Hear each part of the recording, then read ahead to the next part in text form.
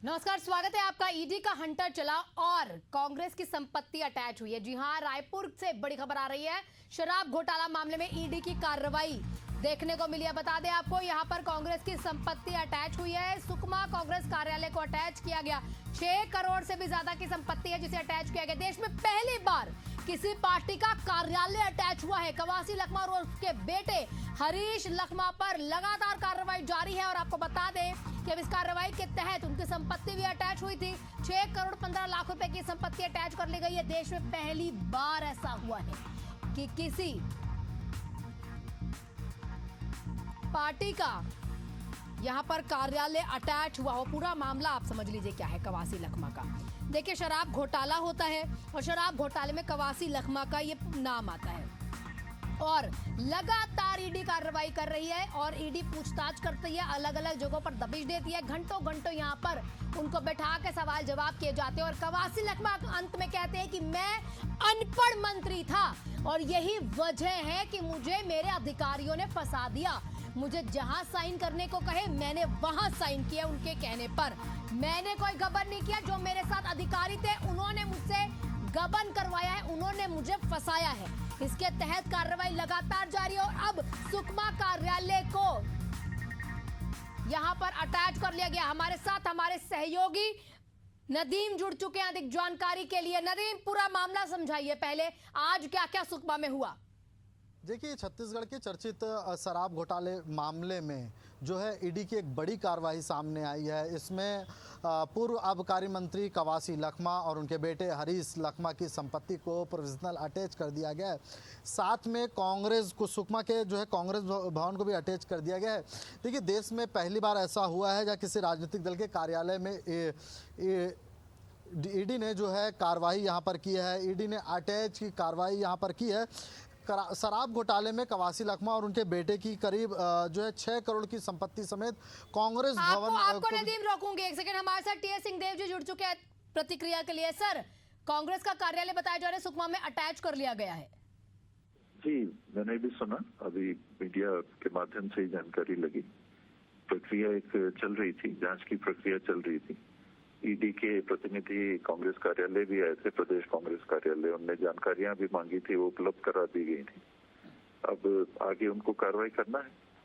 लेकिन सर, समझना चाहेंगे कांग्रेस का कार्यालय और शराबकारी जो ये पूरा मामला चल रहा है आबकारी मंत्री का, लखमा जी का, इन दोनों का जुड़ाव कैसे कर लिया कि कार्यालय को अटैच कर दिया? उसमें उन लोगों का ये कहना होगा कि जो उनको राशि अगर मिलती रही होगी तो उसको कांग्रेस कार्यालय में लगाया है। जहां तक मेरी जानकारी है, जिसे प्रोसीड्स ऑफ क्राइम कहते हैं, यानी अगर कोई गुनाह हुई है तो उससे प्राप्त राशि, ऐसी कोई भी राशि कवासी लखमा जी जो हमारे पूर्व मंत्री थे उनके पास से बरामद हुई नहीं है। अर्थात जो कार्रवाई हो रही है वो अनुमान के आधार पर हो रही है और यही आजकल एक प्रचलन बन गया है कि जो प्रक्रिया है वही सजा बना दी जा रही है। और हम ये देखते हैं कि अनेकों लोग, बल्कि लगभग 99% ईडी के प्रकरणों में सजा नहीं होती। तो आप कार्रवाई करो, आप जांच करो, इसमें कभी किसी को आपत्ति ना हो सकती है, ना होनी चाहिए। लेकिन सजा जैसी जब कार्रवाई होती है, चाहे आप किसी को बंदी बनाते हो या अभी प्रॉपर्टी अटैच करने का बात आया, चुनाव के पहले कांग्रेस के अकाउंट्स को अटैच कर लिया गया था अखिल भारतीय कांग्रेस कमेटी के। ये जो सजा प्रक्रिया के दरमियान प्रक्रिया के माध्यम से दी जा रही है, ये पूरी तरह से अनुचित है। ठीक सर, एक चीज और आपसे समझना चाहेंगे सर, क्योंकि लगातार कवासी लखमा से अगर कोई भी मीडिया रूबरू होती है तो वो लगातार ये वाली बात बोलते हैं कि मुझे फंसाया जा रहा है, मैं अनपढ़ था, मुझसे कहीं भी दस्तखत करवा लिए गए।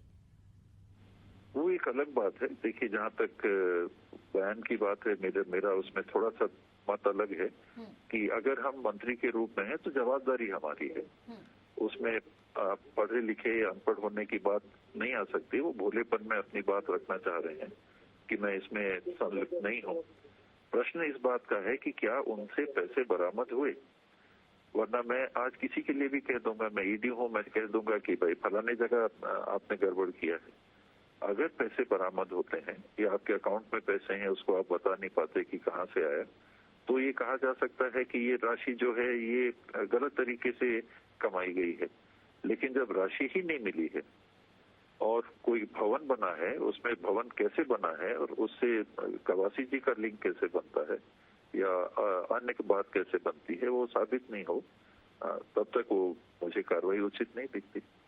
ठीक सर, कांग्रेस का क्या रुख है, क्योंकि कार्यालय अटैच किया गया है?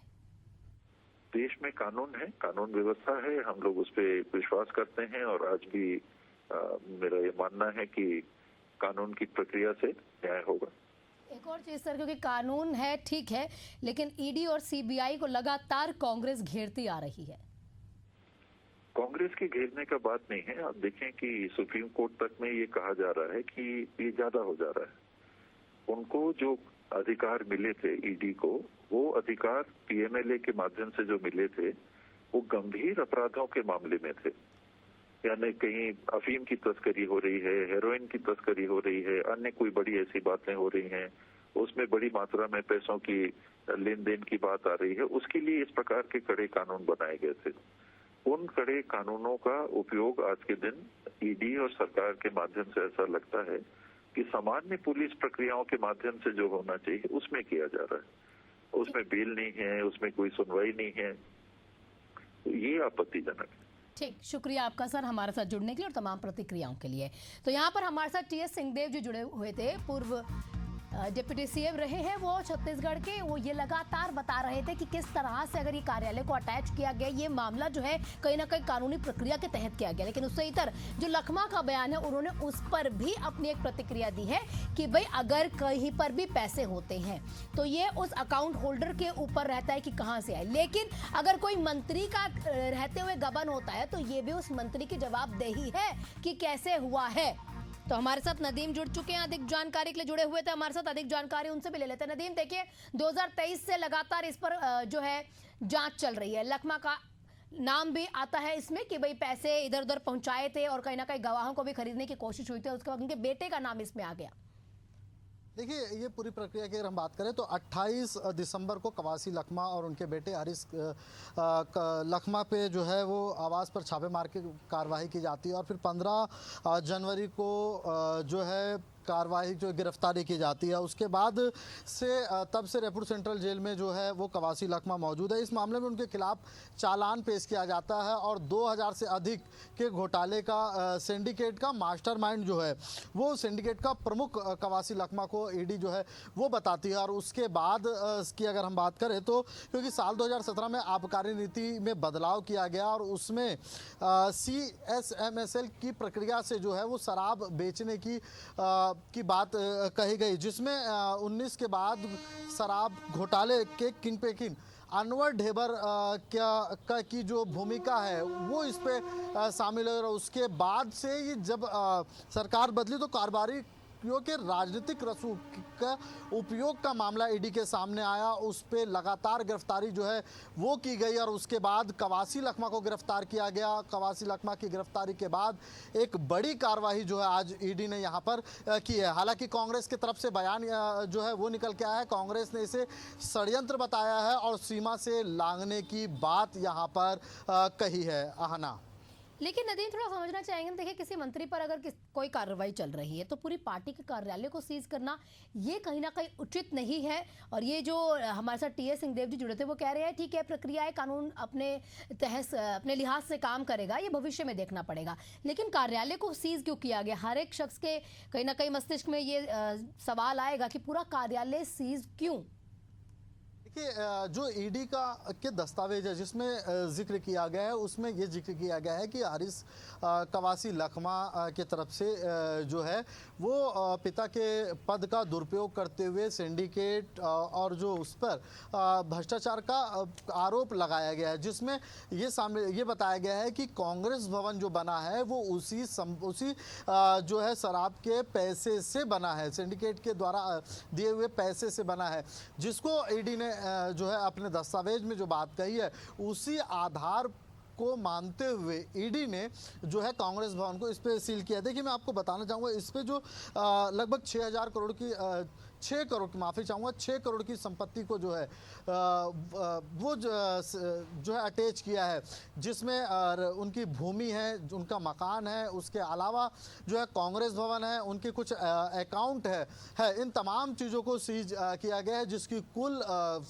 जो आकलन जो उसका निकल रहा है वो लगभग 6 करोड़ रुपए है।